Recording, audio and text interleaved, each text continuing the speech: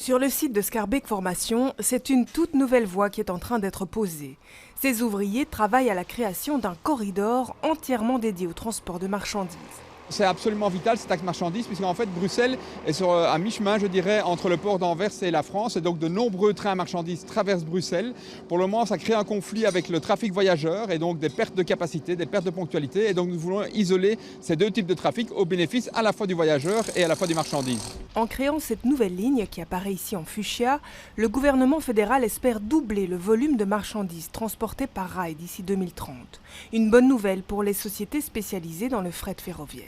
Il y a des grands distributeurs de supermarchés qui veulent éventuellement amener des fruits frais de l'Espagne directement ici en centre de Bruxelles et alors le distribuer avec des petits camions par après, ce genre de choses.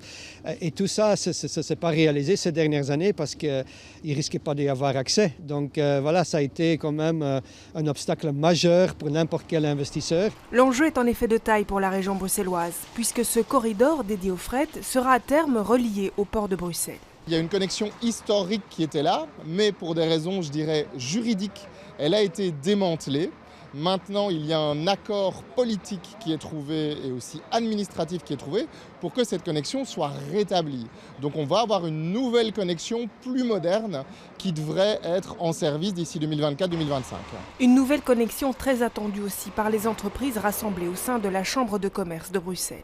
Une des grosses plaintes, c'était que ça mettait trop longtemps d'envoyer des marchandises par rapport aux camions. Et c'est ce qu'on va essayer de contrebalancer aujourd'hui ici, en faisant en sorte que les livraisons par train puissent aller plus vite. Coût du chantier, 10 millions d'euros.